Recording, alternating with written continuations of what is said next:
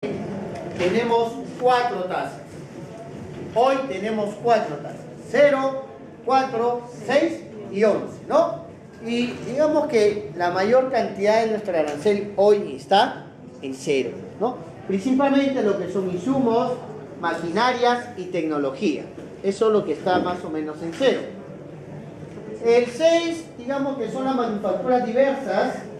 Y el 11 están las mercancías sensibles al fraude. Por ejemplo, ahí tenemos textiles, ¿no? Algunos textiles están en la pagan 11, calzados, por ejemplo, ¿no?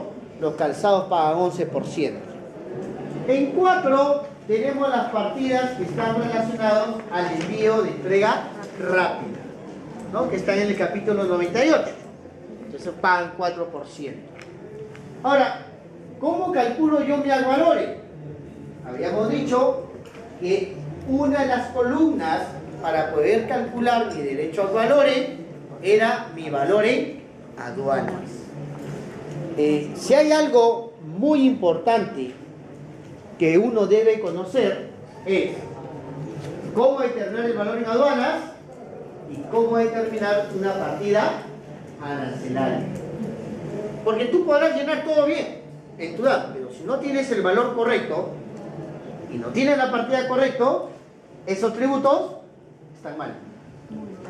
¿No? Están mal, así de simple, ¿no? Entonces, el valor en aduanas en Perú está basado en el acuerdo de la OMC, en el acuerdo de valor de la OMC.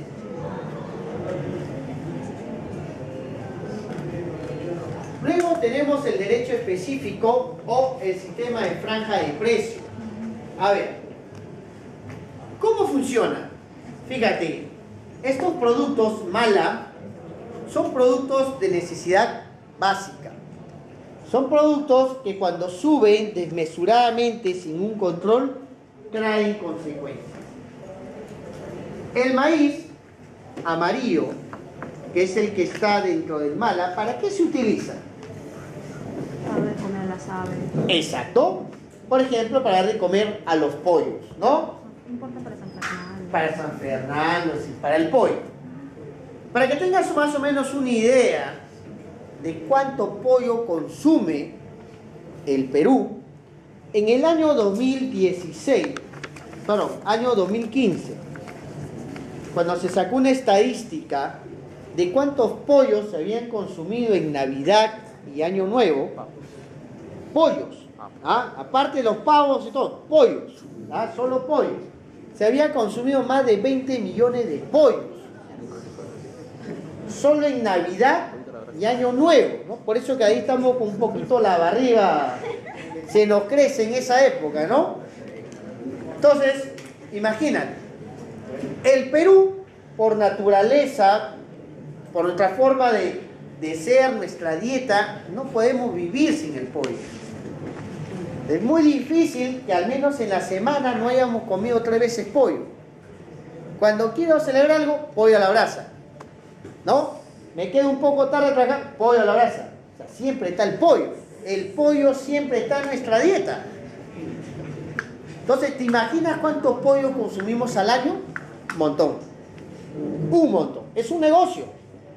¿Ah? Si no, pregúntale a San Fernando. A Redondos, ¿no? Es un negocio criar pollos. Entonces, el Perú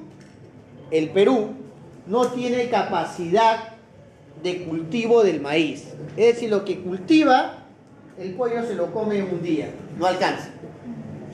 Para que hagan una referencia, solo entre enero y marzo de este año, nosotros hemos importado más de 700.000 toneladas de maíz de Estados Unidos. 700.000. No es poca cosa, bastante, ¿no? Son bastantes buques completos llenos de maíz. Un buque más o menos te trae entre 20 y 25.000 toneladas de maíz. Entonces echa tu pluma ahí, estoy hablando de enero, febrero y marzo. Ya estamos ahorita en septiembre. Ahorita en octubre nuevamente comienzan a traer varias naves de maíz a fin de almacenarlo para que el 1 de enero, que cambia la etapa de grabación de Estados Unidos, y se apertura una nueva cuota arancelaria, ¿no? Una cuota arancelaria que permite que el maíz entre pagando nada, no paga nada, ¿no? Con un contingente arancelario, comienzan a importar como locos. Entonces, se importa mucho maíz. Entonces, si el maíz sube, si el maíz comienza a subir y no se puede controlar su precio, ¿qué va a pasar con el pollo? Sube. ¿Tú te imaginas que el pollo, el kilo cueste 15 soles? La gente está en la calle, ¿entiendes? O sea, la gente puede tolerar que el limón esté 40 soles, ya, no como limón.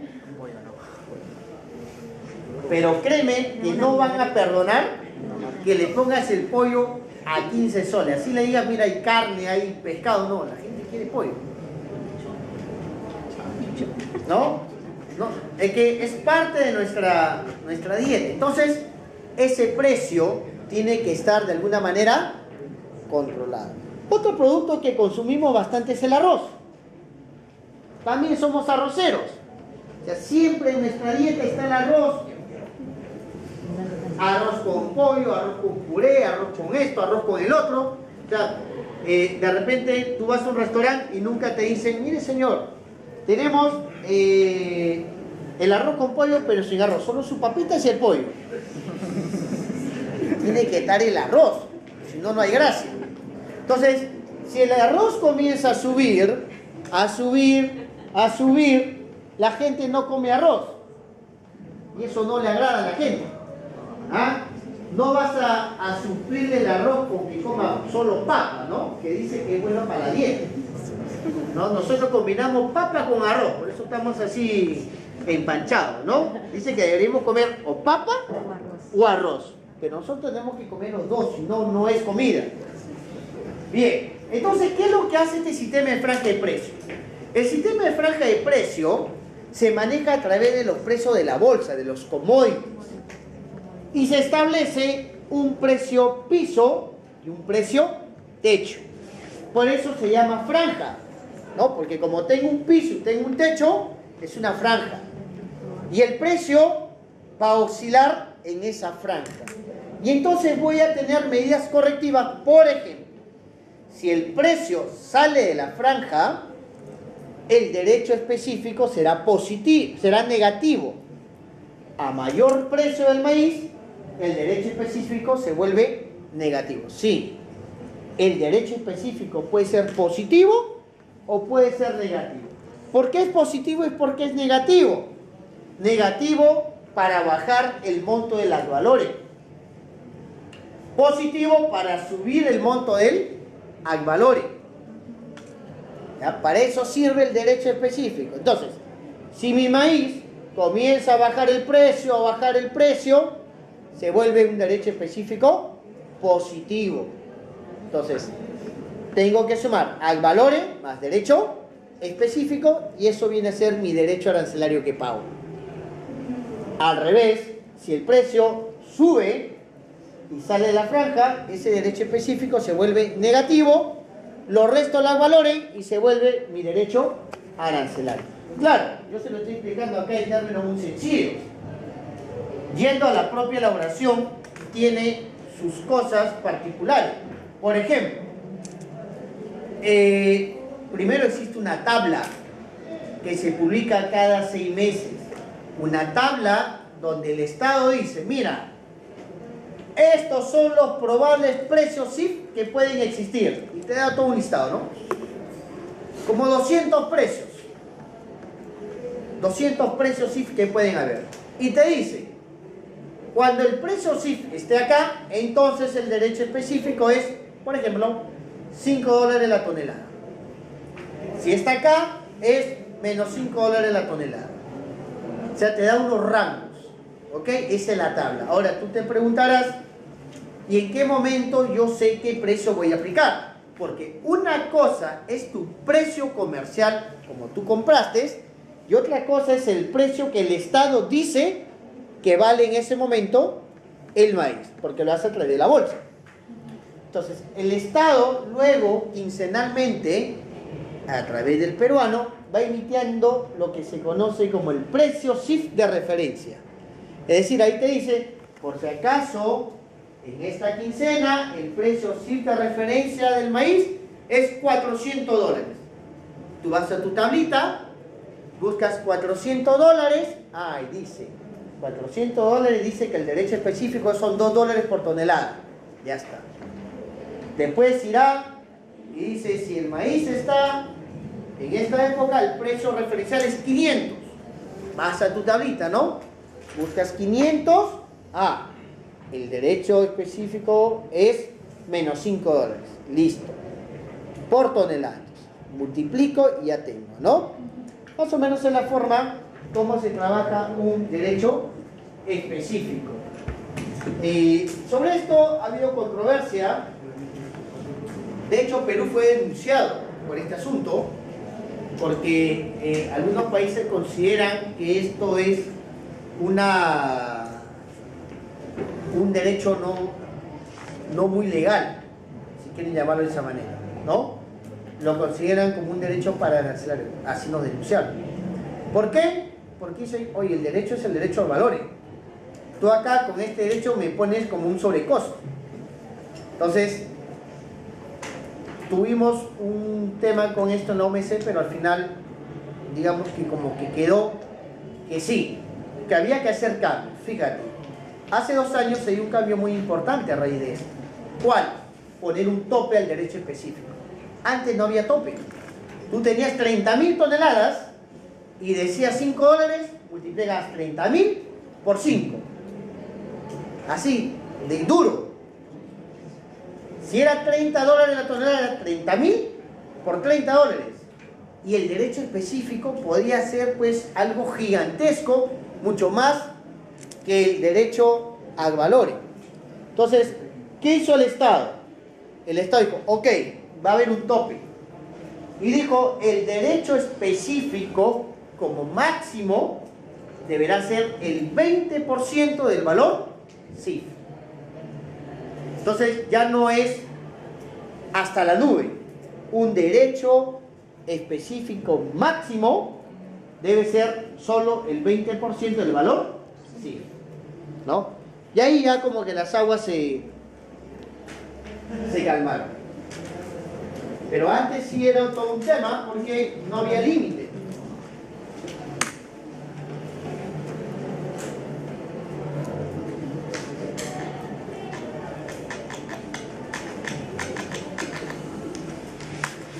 ¿No? Ven la franja de precio, es como va fluctuando el maíz, ¿no?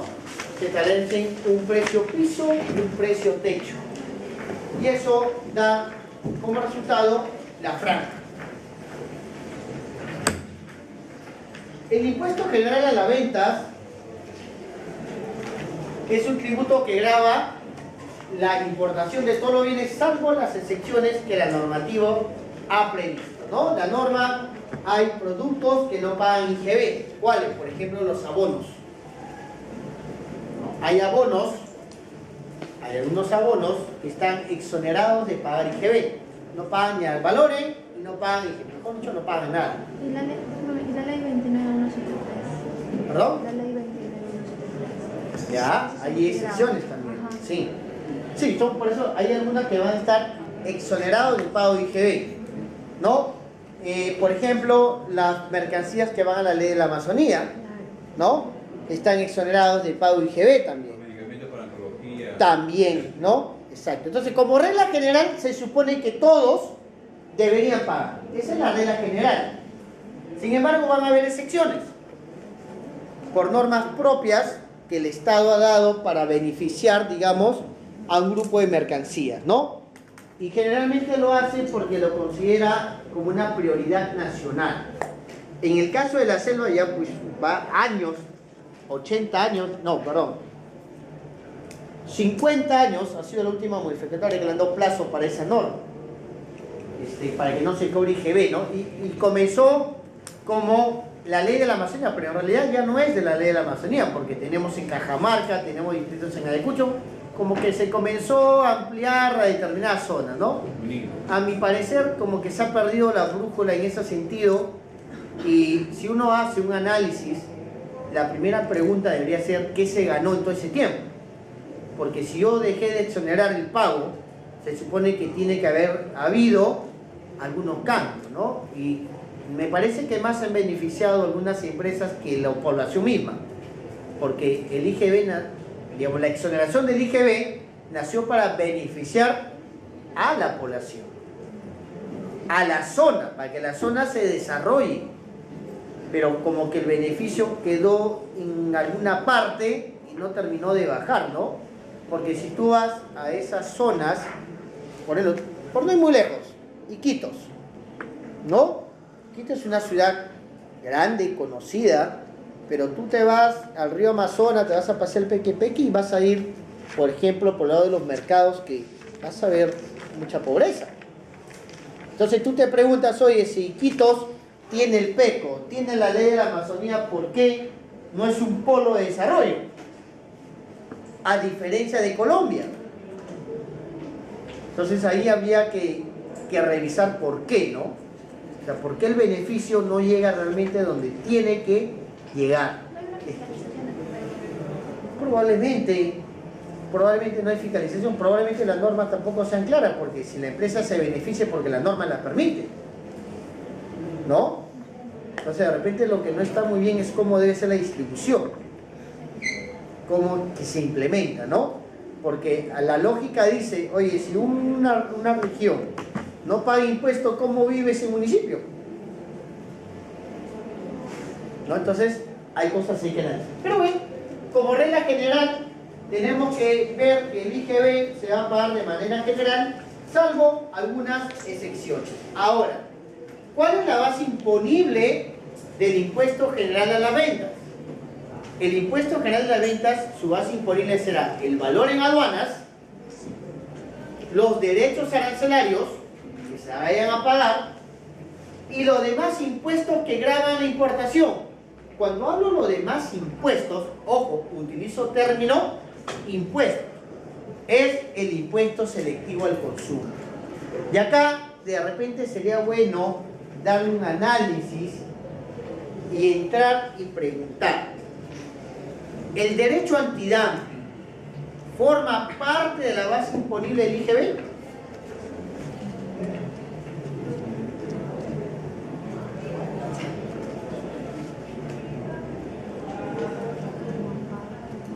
¿No o sí? Tengo mis zapatillas y tengo que pagar derechos antidumping. Ya, bien, tengo que pagar. La pregunta es, para pagar mi IGB en la importación, ¿ah? No estoy hablando de la venta, para pagar en la importación, ¿ese derecho antidumping forma parte de mi base imponible del IGB? Sí. ¿Sí? ¿No? No forma parte. En la liquidación, cuando... En la liquidación aparece. Claro. ¿Estamos de acuerdo? Calcule el IGB. No está considerado el antidumping. ¿Por qué no está considerado? Volvemos a la teoría. El IGB, su base imponible son los impuestos. Selectivo. Exacto. Selectivo sí. Sí. Eso sí. ¿No? Sino que en una época causaba mucha confusión porque, valgan verdades, la concepción propia de lo que es el derecho antidumping recién se han definido. O sea, siempre había una duda si era un tributo o qué cosa era, ¿no? Es más, si tú vas al formato C, ahí dice derecho antidumping, no está separado, está ahí en el formato C. Pero el derecho antidumping no forma parte de la base imponible del IGB. Entonces el IGB, su base imponible es derecho, valor en aduanas, derecho al valor, los demás impuestos, lo que tú consideres como impuesto, lo que considera la norma, y calculo por el 16%. Ahora, ¿por qué no dice 18? 18 es el común que usamos, pero en realidad que ese 18% tiene dos componentes: el IGB, el IPN. El IPN, el impuesto de promoción municipal, de lo que tú pagas como teoría de IGB, y el 2% se queda en las municipalidades. Por eso yo decía, ¿no? Si no pagas IGB en la selva, ¿qué recibe la municipalidad? Si no estás pagando nada, no recibe nada. ¿Ah? Solo recibe lo que le da el Estado, ¿no?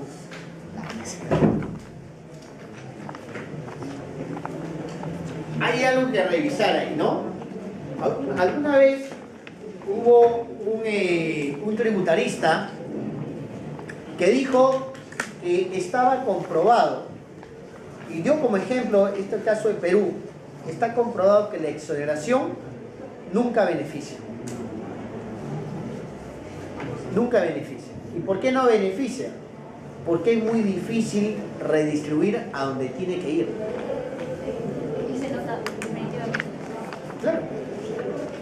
O sea, unos se beneficiarán, pero la exoneración no es para que uno se beneficie, sino para que todo un conjunto se pueda beneficiar, ¿no? Entonces lo mejor es pagar el impuesto, pero que el impuesto realmente se invierta, ¿no? Se invierte en algo. Entonces, ahí el problema que tenemos. Ok, el impuesto de promoción municipal, habíamos dicho que todos los impuestos tienen sus leyes, ¿no? Tienen sus leyes. Acá tiene el decreto legislativo 776. Este tributo grava la importación de los bienes afectos al IGB y su base imponible es la misma que el IGB. Es decir, valor en aduana, más derechos arancelarios, más lo demás impuestos, ¿no? Y por el 2%. Ahí tengo mi IGB y mi IPM. El impuesto selectivo al consumo. A ver. Este tributo dice grava la importación de determinados bienes tales como combustible, licores, vehículos, algunos vehículos nuevos, generalmente todos los vehículos nuevos están exonerados del impuesto selectivo, ¿no? Bebidas gaseosas, cigarrillos. Pero cuando nació la concepción del impuesto selectivo, su nombre viene justamente de la suntuosidad. Por eso el término selectivo. ¿Ya? Entonces, hoy es discutible decir, por ejemplo, si el combustible es suntuoso o no es suntuoso. El problema es que hoy el Estado no va a poder dejar de cobrar este impuesto selectivo. ¿Por qué? Una sencilla razón. Lo que tú pagas como impuesto selectivo al consumo, salud, ya está presupuestado para gastos corrientes. ¿Qué son gastos corrientes? Los pagos, por ejemplo, sueldos. ¿Ah? No son para gastos de inversión. Es como que de pronto tú ganas una plata, ¿ya? Entonces tú ya presupuestaste.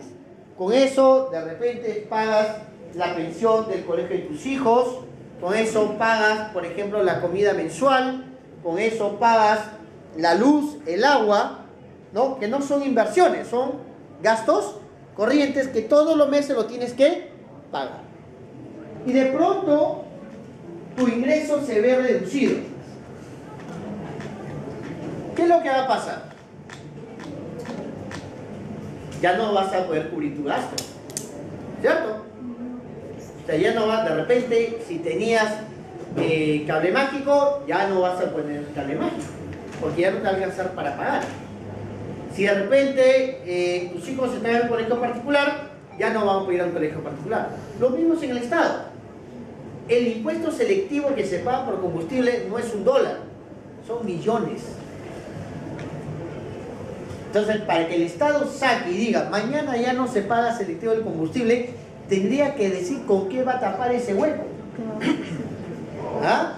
¿Cómo va a tapar ese hueco? Es por eso que ningún gobierno, ninguno, sin excepción, ha tomado la decisión de cerrar, porque está metido en el presupuesto. Hicieron el fondo de compensación y todo lo demás, pero a la larga el impuesto existe, ¿no? Después este impuesto selectivo al consumo ha sido usado para desincentivar el uso de algún tipo de mercancía. Por ejemplo, el cigarro, ¿no? Si tú te remontas más o menos a 15 años atrás, una cajetilla de cigarro podía valerte $1 de cigarro, una cajetilla, ¿no? Hoy un cigarro te vale $1. Te paga 17, pues. ¿Ah? Claro, que paga selectivo, ¿no? Paga impuestos. Entonces lo que antes costaba una cajetilla un sol, ahora el cigarro te cuesta un sol. ¿Por qué?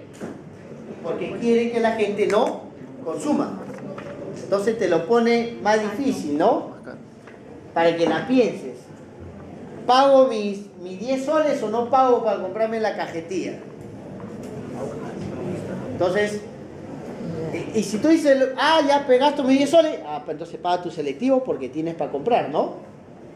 Entonces, el selectivo se ha usado para el tema de suntuosidad, también para hacer que la gente no compre determinado producto, y más o menos es el fin del impuesto selectivo. Sin embargo, su cálculo no tiene un cálculo único. A diferencia del IGB, en la cual tú dices, sumo esto, lo multiplico por esto, ya tengo el IGB, acá no. Acá primero tenemos, por ejemplo, impuesto selectivo, que se calcula por el valor de la mercancía.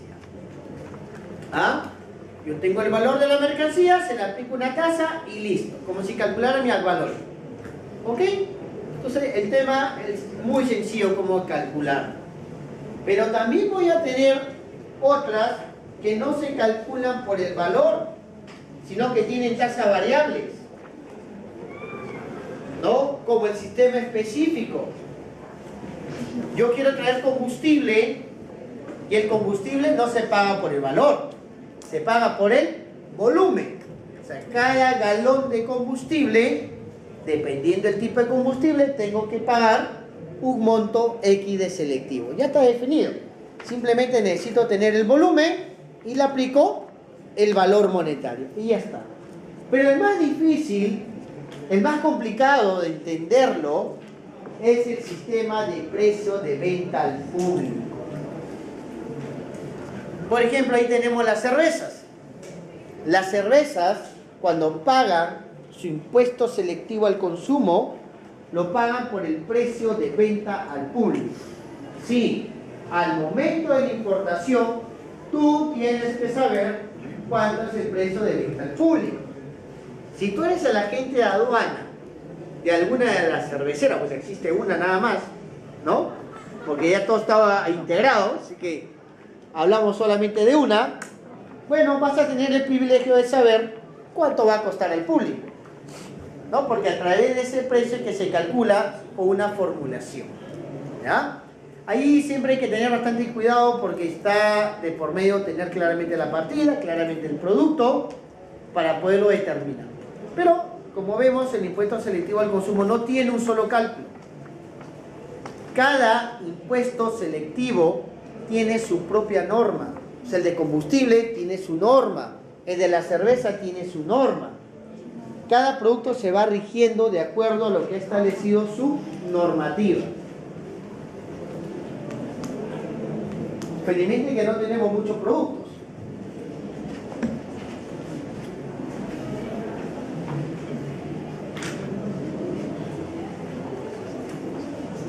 Y entramos a los recargos, ¿no? Recargos a la deuda tributaria aduanera. Lo llamamos recargo a la deuda tributaria aduanera porque le voy a agregar, ¿no? A mi deuda tributaria aduanera le voy a agregar los recargos. Y uno de los recargos que tengo es el dumping. ¿Qué es el dumping? Bueno, el dumping es un principio en el marketing, nació así.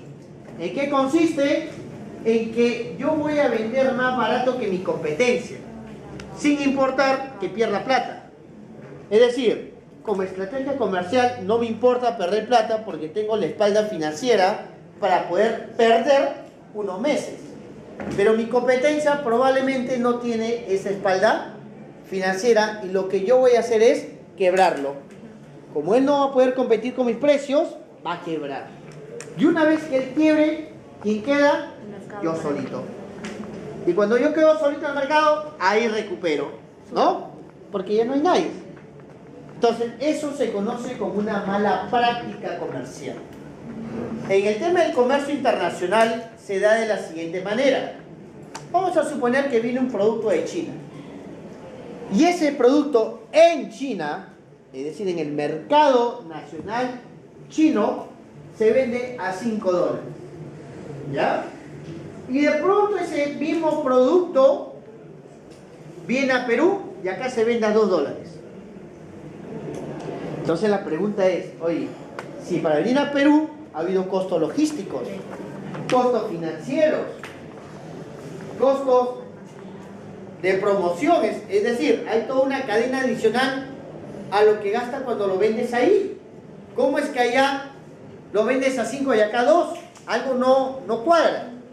Y entonces entra a tallar Indecopi, ¿no? Indecopi va a determinar si que realmente existe una mala práctica. Y si hay una mala práctica, lo que va a poner es una medida correctiva.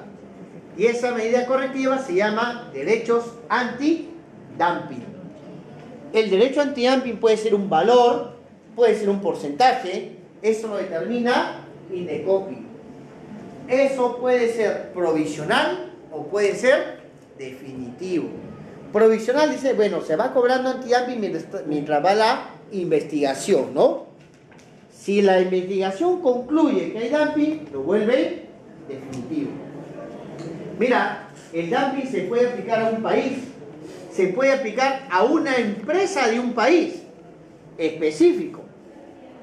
Por ejemplo, en un momento hubo anti-dumping a los neumáticos y era la empresa Jiangsu, ¿no? Se puede aplicar a una empresa.